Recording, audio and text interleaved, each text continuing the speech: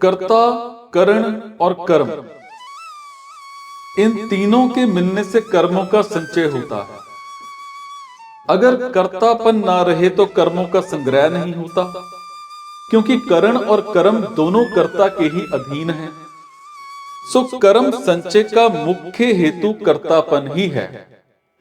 विचार पूर्वक देखा जाए तो कुछ ना कुछ पाने की इच्छा से ही करने की इच्छा पैदा होती है, जिससे कर्तापन उत्पन्न होता है और कर्तापन से बंधन होता है। जब मनुष्य पाने की इच्छा से अपने लिए कर्म करता है तब उसका कर्तापन दृढ़ हो जाता है।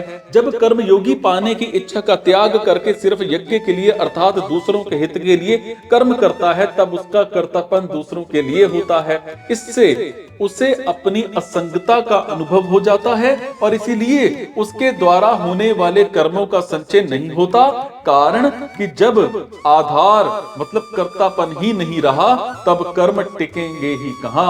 अब कर्म योग में ममता मतलब मेरापन का त्याग और ज्ञान योग में अहंता मतलब मैंपन का त्याग मुख्य है।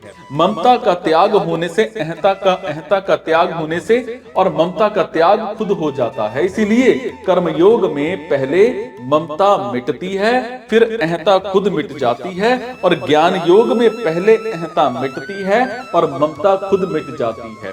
अहंता और ममता के मिटने पर कर्तापन और भोक्तापन भी मिट जाते हैं। अब कर्मयोगी अपने लिए कोई कर्म करता ही नहीं और कुछ चाहता ही नहीं और वो कर्मों के फल का भोक्ता भी नहीं बनता। जैसे एक व्यक्ति को यहां कई दंड भोगने हैं, परंतु वो मर जाए तो यहां उसके सारे के सारे दंड खत्म हो जाते हैं, क्योंकि जब भोगने वाला व्यक्ति ही नहीं रहा तब दंड भोगेगा ही कौन। ऐसे ही कर्मयोगी का भोक्तापन मिट जाता है तब उसके सारे के सारे कर्म समाप्त हो जाते हैं, क्योंकि जब भोक्ता ही नहीं रहा तब कर्मों का फल भोगेगा ही कौन। भगवान ने कहा है कि मेरे जन्म और कर्म दिव्य हैं। इसी प्रकार जो मनुष्य तत्व से जान लेता है वो मेरे को प्राप्त होता है। जन्म तो केवल भगवान के ही दिव्य होते हैं, पर कर्म मनुष्य मात्र के भी अगर वो करना चाहे तो दिव्य हो सकते हैं।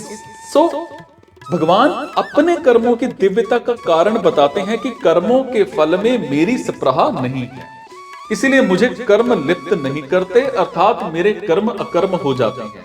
और इसी प्रकार कर्मों का तत्व जानकर जो कर्म करता है उसके भी कर्म अकर्म हो जाते हैं।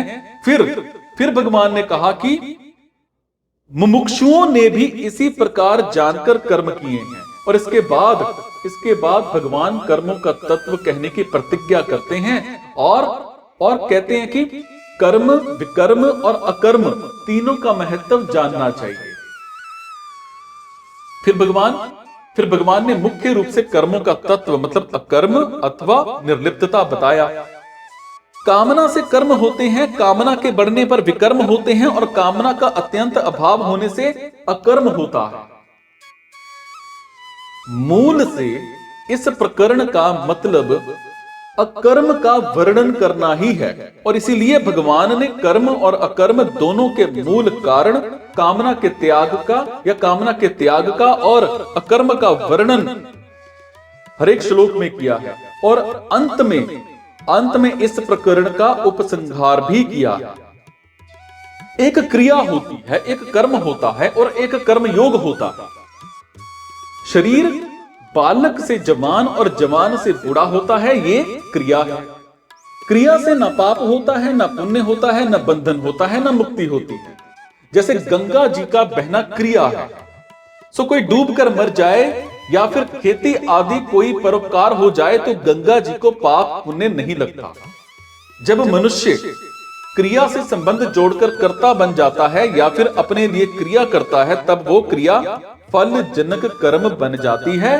कर्म से बंधन होता है और कर्म बंधन से छूटने के लिए जब मनुष्य अपने लिए कुछ नहीं करता, हालांकि निस्वार्थ भाव से सिर्फ दूसरों के हित के लिए ही कर्म करता है, तब वो कर्मयोग हो जाता है और कर्म योग से बंधन मिटता है। बंधन मिटने से योग हो जाता है, मतलब परमात्मा के साथ नित्य संबंध का अनुभव हो जाता है। ज्ञान अग्नि के द्वारा ज्ञान योगी के संपूर्ण पाप भस्म होने की बात भगवान ने कही। भक्त के सारे पाप नष्ट होने की बात भी कही है और कर्मयोगी के संग्रह कर्म पाप नष्ट होने की भगवान ने बात भी कही।